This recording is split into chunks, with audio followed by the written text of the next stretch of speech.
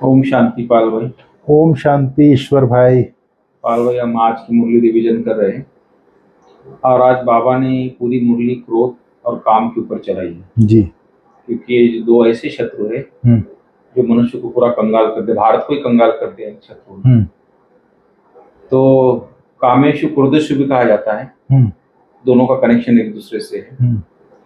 तो बाबा ने बोला कि विकारों को सबसे पहले निकालना, चेक करना कि अंदर में भूत तो नहीं मेरा है। इसलिए उसको युक्ति बाबा ने बताई कि शांत रहना है, शांति से कार्य करना है, चुप रहना है। क्योंकि कहते ताली दो हाथ से बजती, क्रोध के लिए बोलते। सामने वाला अगर शांत रहेगा, चुप रहेगा या तो वहां से हट जाएगा, तो क्रोध अग्नि अपने आप दूसरे की भी शांत हो जाएगा। इसीलिए बाबा ने बोला कि शांति में रह के, चुप रह के अपना कार्य करना है, अशांति नहीं फैलाना। ये खास बाबा ने डायरेक्शन दिया। बाबा बोलते कि कंगाल जो भारत हुआ है, इसका मुख्य कारण भी यही रहा है। भारत की महिमा थी, इसके घड़े हीरे जवाहरात से भरे हुए हैं और आज पानी के मटके भी सूख जाते क्रोध से, ऐसे कहावत है। तो इसलिए बाबा बोलता है क्रोध और काम पर विजय पाओ। और दूसरा, किसी देहधारी से दिल नहीं लगाओ, दिल एक बाप से लगानी है। क्योंकि ये समय ऐसा अंतिम समय है और अंतिम समय में जो सत्युगी संस्कार है वो हमको अभी भरना है। इसलिए ये सब विकारों से अंदर से चेकिंग करके इसको निकालने का पुरुषार्थ करना है। तो इसी पे पूरी मुरली पाल रही आज कि विकारों को कैसे भगाना है, कोई भी विकार अंदर नहीं होना चाहिए। तो आप थोड़ा क्लियर कीजिए, बाबा ने क्या क्या और बातें कही, डिटेल में थोड़ा बताइए। ओम शांति ईश्वर भाई। ओम शांति। आज हम लोग 28 जून 2024 की मुरली रिवीजन कर रहे हैं जी। आज बाबा ने कहा है, अंतर्मुखी बनो अर्थात चुप रहो, मुख से कुछ भी बोलो नहीं, हर कार्य शांति से करो, कभी भी अशांति नहीं फैलाओ। अंतर्मुखी, एक अंतर्मुखी शब्द में ही आज की जो मुरली है ना, ये सारा चीज अंतर्मुखी। उसका स्लोगन पहले लगा रहता, अंतर्मुखी सदा सुख। हाँ, मैं पढ़ता था पाठशाला में, तो लगा हुआ था। और एक स्लोगन था, पर चिंतन पतन की जड़ है, स्वचिंतन उन्नति की सीढ़ी। ये दो स्लोगन मेन गेट पे लगे हुए तो पढ़ते थे पहले। मतलब आत्म उन्नति का ये जो दोनों स्लोगन है जी, मतलब एक तरह से मुख्य साधन है। पर चिंतन पतन की जड़ है जी। पर चिंतन और पर दर्शन, जो व्यक्ति पर चिंतन और पर दर्शन करेगा उसको आज, उसके लिए बाबा ने आज बाह्य मुक्ता शब्द यूज किया है, पर चिंतन पर दर्शन। कल भी बाबा ने बोला दूसरों को देखो ही नहीं, हाँ, अपनी उन्नति का ख्याल रखो। आज की मुरली में बाबा ने उसको बाह्य मुक्ता शब्द यूज किया है, पर चिंतन पर दर्शन के लिए। और अंतर्मुखी, जो अंतर्मुखी है वो इंटरनल अपनी शांति में रहेगा, अंतर ही अंदर बाबा को याद करेगा, अंतर्मुखी सदा सुखी रहेगा। तो बाबा ने वही कहा है आज, अंतर्मुखी बनो अर्थात चुप रहो, अंदर ही अंदर बाप को याद करते रहो, मुख से कुछ भी बोलो नहीं, हर कार्य शांति से करो। शांति से कैसे करेंगे? जैसे उस दिन मम्मा की वाणी में था ना, मैं आत्मा हूँ, इस मुख के द्वारा बोल रही हूँ, मैं आत्मा इन आंखों से देख रही हूँ। ये शांति की स्टेज है। कार्य करते हुए, बोलते हुए हम कैसे शांति में रहें? तो मम्मा की वाणी में था ना उस दिन, मैं आत्मा इन आंखों से देख रही हूँ, ये स्मृति रहे। मैं आत्मा इस मुख के द्वारा बोल रही हूँ, ये स्मृति रहे तो हम शांति में रहेंगे। फिर बाबा ने आज कहा है, कंगाल बनाने वाला दुश्मन है क्रोध, रावण क्रोध। कहा जाता है जहाँ क्रोध होता है वहाँ पानी के मटके सूख जाते हैं। भारत जो हीरे जवाहर से भरा हुआ था वह इस भूत के कारण खाली हो गया है। इस भूत ने ही तुम बच्चों को कंगाल बनाया है। क्रोधी मनुष्य खुद भी तपता है, दूसरों को भी तपाता है। क्रोध तो भाई दुनिया में कितनी भी धन संपत्ता हो, लेकिन उसके कोई मुखिया में अगर क्रोध हो, पूरे घर में अशांति बनी रहती। बिल्कुल, वो पैसा सुख साधन कोई काम नहीं है, घर में पूरी अशांति बनी रहती उसकी, एक विकार के कारण, क्रोध के कारण। क्रोधी मनुष्य खुद भी तपता है, अर्थात उसके जैसे ही क्रोध करेगा ना, क्रोध का असर 72 घंटे तक रहता है, डॉक्टर लोग बोलते हैं। अंदर ही अंदर टॉक्सिन निकलते रहता है, पूरी बॉडी पे उसका इफेक्ट होता है। हाँ, बॉडी पे पूरा इफेक्ट पड़ता है। जिसके ऊपर क्रोध, जिसके ऊपर क्रोध किया वही बेचारा क्रोध में कुड़ता रहेगा, उसके भी टॉक्सिन निकलेंगे। शरीर भी खराब होता है। बाबा ने इसका सारी चीजों का निराकरण बताया, क्रोध ये मतलब भूतों को निकालने का तरीका बताया। अब इस भूत को अंतर्मुखी बन के निकालो जी। बाबा ने कहा बच्चे अंतर्मुखी बनो, अंतर्मुखता अर्थात कुछ भी बोलो नहीं, अपने को आत्मा समझ बाप को याद करो। फिर बाबा ने कहा है साइलेंस में रचना अच्छा है, सब कहते हैं हमको शांति चाहिए। यह तो बच्चों को बताया है शांति का सागर एक बाप ही है, बाप ही डायरेक्शन देते हैं, मुझे याद करो शांति में रहना है तो। फिर बाबा ने कहा है लड़ाई आदि करना सब क्रोध है, सबसे बड़ा दुश्मन है काम, फिर दूसरा नंबर है क्रोध। एक दूसरे को दुख पहुंचाते रहते हैं, क्रोध से कितनी लड़ाई हो जाती है। बच्चे जानते हैं सतयुग में लड़ाई होती नहीं, यह है रावण पने की निशानी। क्रोध वाले को आसुरी संप्रदाय कहा जाता है जी। और क्रोध वाले के साथ क्रोध करने से बाबा बोलता है लड़ाई लग जाती है। बाप समझाते हैं यह बड़ा भूत है, इनको युक्ति से भगाना है, युक्ति से अर्थात अंतर्मुखी बन करके निकालना है। बाबा ने कहा विनाश भी क्रोध से होता है, और घर घर में जहाँ क्रोध होता है वहाँ अशांति होती है। बाबा ने कहा अगर क्रोध आप करेंगे आप बच्चे तो बाप का नाम बदनाम करेंगे, इन भूतों को भगाना है। एक बार भगाया तो फिर आधा कल्प के लिए ये भूत नहीं होंगे। अभी के समय में 5 विकार फुल फोर्स में है। कलयुग की दुनिया में तो क्या हालत है, हम लोग तो बाबा की छत्र छाया में बैठे हैं तो पता नहीं चलता है, बाहर तो ये 5 विकार फुल फोर्स में है, काम क्रोध लोभ मोह अहंकार फुल फोर्स में है। बाबा बोलता है ये आंखें भी बड़ी क्रिमिनल है, मुख भी क्रिमिनल है, जोर से बोलने से मनुष्य तप जाता है और घर को भी तपा देते हैं। बाबा कहता है क्रोध वाले बाप को याद कर ना सके, याद करने वाले सदैव शांति में रहेंगे अर्थात अंतर्मुखी रहेंगे।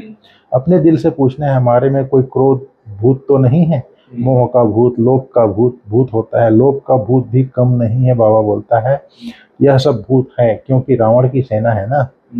बाबा ने कहा बाप तुम बच्चों को याद की यात्रा सिखलाते हैं परंतु बच्चे मूंझते हैं, समझते नहीं, क्योंकि भक्ति बहुत की है ना। भक्ति है देह अभिमान, आधा कल्प देह अभिमान रहा है, बाहर मुक्ता होने के कारण अपने को आत्मा समझ नहीं सकते। बाप बहुत जोर लगाते हैं अपने को आत्मा समझ बाप को याद करो, परंतु आता नहीं है बच्चों को, बोलते हैं बाबा। बाबा ने कहा आत्मा को शांति धाम जाना है, जब तक पवित्र नहीं बनी है तब तक शांति धाम जा नहीं सकते। ऋषि मुनि सब कहते हैं शांति कैसे मिले, बाप तो सहज युक्ति बताते हैं, परंतु बच्चों में बहुत है जो शांति में रहते ही नहीं, अर्थात अंतर्मुखी रहते ही नहीं, बाप की याद में रहते ही नहीं। बाबा ने कहा है बाप समझाते हैं मनुष्यों में 5 भूत हैं, भूतों की प्रवेशता है सभी मनुष्यों में, इन भूतों ने ही तुमको कंगाल बनाया है। वह तो करके एक भूत होता है, जैसे कोई किसी के अंदर एक भूत प्रवेश कर जाता है एविल सोल, इसमें तो 5 भूतों की प्रवेशता है। बाबा बोलता है बाप कहते हैं यह 5 भूत हर एक में प्रवेशता है, इन भूतों को भगाने के लिए ही बाप पुकारते हैं बाबा आकर हमको शांति दो, इन भूतों को भगाने की युक्ति बताओ। यह भूत तो सभी में है, यह रावण राज्य है ना, सबसे कड़ा भूत है काम और क्रोध। बाप आकर भूतों को भगाते हैं, उसके एवजा में कुछ तो मिलना चाहिए ना। यह भूत प्रेत भगाते हैं, मिलता कुछ भी नहीं है बाबा को। बाबा बोलता है भूतों को भगाते हैं बच्चों के अंदर से, लेकिन कुछ मिलना चाहिए, लेकिन कुछ नहीं मिलता है बाबा को। बाबा राजधानी में थोड़ी जाते हैं, यह तो बच्चे जानते हैं बाप आते हैं सारे विश्व से भूतों को भगाने के लिए। अभी सारे विश्व में भूतों की प्रवेशता है, देवताओं में कोई भूत नहीं होता। देह अभिमान का न काम का न क्रोध लोभ मोह अहंकार किसी चीज का नहीं होता भूत। लोभ का भूत भी कम नहीं है बाबा बोलता है। आज बाबा ने बोला किसी लोभ के वश कोई आदमी कहता है मैं अंडा खाऊं यह खाऊं, बहुतों में भूत रहते हैं। अपने दिल से समझाते हैं, दिल से समझते हैं बरोबर हमारे में काम का भूत है क्रोध का भूत है, तो इन भूतों को निकालने के लिए बाप कितना माथा मारते हैं। देह मानने आने से दिल होती है मैं किसी को गले मिलूं, कोई भाई कोई बहन को बोला होगा बाबा की मुरली चली उस दिन। देह अभिमान में आने से होता है कि भाकी पहनूं यह करूं, फिर की कमाई सारी चट हो जाती है। क्रोध वाले का भी यही हाल है, क्रोध में आकर बच्चों को मार देते हैं। क्या करते हैं, स्त्री पति को मार देती है, बच्चे बाप को मार देते हैं, क्या नहीं कर देते हैं। जेल में जाकर देखो तुम कैसे कैसे केस होते हैं। भूतों की प्रवेशता के कारण भारत का क्या हाल हो गया है। सारी जेल भरी पड़ी। हम पड़ रही जेल काम और क्रोध के कारण ही। हाँ, दो ही भी कहा जा रहा। अभी लेटेस्ट कितना बड़ा न्यूज बन गया है, कर्नाटक वाला देवगौड़ा फैमिली वाला, उसके दोनों पोते, उसके लड़के के दोनों पोते काम के वशीभूत होके आज जेल में है। ये तो कितनी आलीशान जिंदगी थी उनकी। सही। बाप आते ही हैं भूतों को निकालने की, और जो और कोई भी मनुष्य मात्र नहीं निकाल सकते। यह 5 भूत बड़े जबरदस्त है। भले कोई पवित्र रहते हैं इस जन्म में भी, परंतु जन्म तो विकार से ही मिलता है। भूत तो है ना। 5 भूतों ने भारत को बिल्कुल कंगाल बना दिया है। इस समय सबकी आत्माएं काली हैं, अर्थात विकारी हैं। उनको गोरा शरीर कैसे मिलेगा? भल करके चमड़ी कितनी भी सफेद है, परंतु आत्मा तो काली है ना। बाबा बोलता है जो सफेद खूबसूरत शरीर वाले हैं उनको अपना नशा कितना रहता है, मेरी गोरी चमड़ी है करके। खास करके मेरा तो सांवला चेहरा है, मेरे को क्या नशा रहेगा।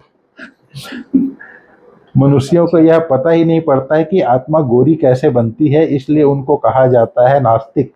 बाबा बोलता है जो गरीब है वो बाबा को ज्यादा याद करते हैं, इसलिए बाबा कभी मुरली में बोलता है वाह गरीबी वाह। वैसे ही सिंपल शरीर होना भी भाग्य की निशानी है संगम में। हर एक अपने दिल से पूछे कि कहाँ तक हमारे में सफाई है, कहाँ तक हम अपने को आत्मा समझ बाप को याद करता हूँ। याद के बल से ही रावण पर विजय पाना है, इसमें शरीर के बलवान होने की बात नहीं है। आज बाबा ने अमेरिका को बात किया, जिस्मानी बलवान होने से अमेरिका है जो सबके ऊपर धन दौलत बारूद है, बल हो गया। यह जिस्मानी बल है मरने मारने के लिए, बुद्धि में रहता है हम सबसे विजय पा जाए। तुम्हारा तो है रूहानी बल जिससे तुम विश्व के मालिक बन जाते हो। तुम्हारे ऊपर कोई जीत नहीं पा सकता, आधा कल्प के लिए कोई छीन नहीं सकता, और कोई को बाप से वर्षा मिलता नहीं है। बाप को तो बहुत प्यार से याद करना है, स्वदर्शन चक्रधारी बनना है। वह समझते हैं स्वदर्शन चक्र से विष्णु ने सबका सिर काटा, परंतु इसमें हिंसा की कोई बात नहीं है। स्वदर्शन चक्र से माया का गला कटता है, किसी मनुष्य को मारने वाली बात नहीं है।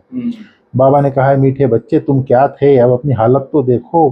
भल तुम कितनी भी भक्ति आदि करते थे, परंतु भूत निकल ना सके। अभी अंतर्मुखी होकर देखो, हमारे में कोई भूत तो नहीं है, कोई से दिल तो नहीं लगाई है।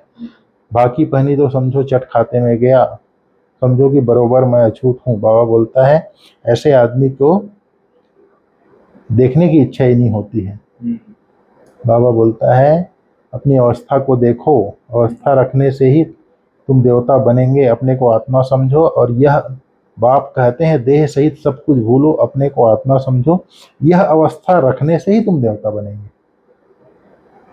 तो कोई भी भूत नहीं आना चाहिए। भूतों में क्रोध है, गाली देने बिगर रह नहीं सकते, फिर लड़ाई चल पड़ती है। क्रोध बहुत खराब है। भूतों को भगाकर एकदम क्लियर बनना है। शरीर याद भी न आए तब उच्च पद पा सकते हैं। बाबा ने कहा 8 रतन गाए जाते हैं, तुमको ज्ञान रतन मिलते हैं रतन बनने के लिए। कहते हैं भारत में 33 करोड़ देवी देवताएं थे, परंतु उनमें भी 8 रतन पास विद ऑनर होंगे, उनको ही प्राइज मिलेगी, जिसको स्कॉलरशिप कहते हैं। तुम जानते हो मंजिल बहुत भारी है, चलते चलते गिर पड़ते हैं, भूतों की प्रवेशता हो जाती है। वहाँ विकार होता नहीं। बच्चों की बुद्धि में सारे ड्रामा का सृष्टि चक्र होना चाहिए, बाबा बोलता है। बाबा ने कहा है मुख्य रूप से कैसे भी करके भूतों को भगाना है। इन भूतों ने तुम्हारी पूरी सत्यानाश कर दी है। सब मनुष्य मात्र में भूत जरूर है।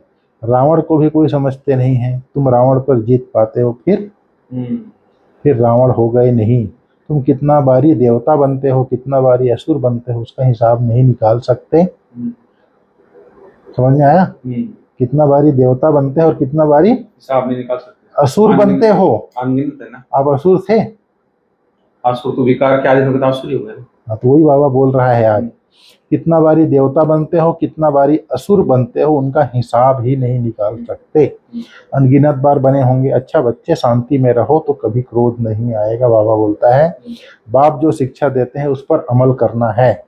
फिर बाबा ने आज चेक करने के लिए बोला है, अपने आप से पूछना है हमारे में कोई भूत तो नहीं है, आंखें क्रिमिनल तो नहीं होती है, जोर से बोलने व अशांति फैलाने का संस्कार तो नहीं है। ये 3 बातों का तो चार्ट रखना चाहिए आदमी। बिल्कुल, रोज एक बार चेक कर लेना चाहिए सोते समय। बिल्कुल, ये 3 चीजें कम से कम। इन सब चीजों के लिए बहुत काल का अभ्यास चाहिए भाई साहब। एक दिन में रात को कम चेक तो करे, चेक करे, और बहुत काल का अभ्यास चाहिए। करेगा ना, आत्मा बनने का। हाँ, आत्मा बनने का करते रहेगा तो हो जाएगा। हाँ, लोभ मोह का विकार सताता तो नहीं है। किसी भी देहधारी से दिल नहीं लगाना है, देहधारी से जी। इसमें कोई भी आता है। हाँ, नहीं, कोई भी तो आता है। देह समझ करके देहधारी से दिल नहीं लगाना है। आत्मा समझ के तो सबके साथ संबंध निभाना ही है। देहधारी से दिल लगाया तो बंधन में आ जाएगा। बाबा ने कहा है, देह सहित सब कुछ भूल याद की यात्रा से स्वयं को रूहानी बल भरना है। एक बार भूतों को भगाकर आधा कल्प के लिए छुटकारा पाना है। जिसमें दिल लगाने वाली बात तो गुप्ता जी 4 बात होता है, लगाव, झुकाव, प्रभाव, टकराव। ये दिल लगाने वाली बात। हाँ, ये लीकेज बोलता है। जी। बाबा ने कहा, ईश्वरीय विधान को समझ विधि से सिद्धि प्राप्त करने वाले फर्स्ट डिवीजन के अधिकारी भव। बाबा ने कहा, एक कदम की हिम्मत तो पदम कदमों की मदद। ड्रामा में इस विधान की विधि नूंधी हुई है। अगर यह विधि विधान में नहीं होती तो सभी विश्व के पहले राजा बन जाते। नंबर वार बनने का विधान इस विधि के कारण ही बनता है। जो जितना चाहे हिम्मत रखो और मदद ले लो, चाहे सरेंडर हो चाहे प्रवृत्ति वाले हो, अधिकार समान है। लेकिन विधि से सिद्धि, इस ईश्वरीय विधान को समझ अलबेलेपन की लीला को समाप्त करो तो फर्स्ट डिवीजन का अधिकार मिल जाएगा।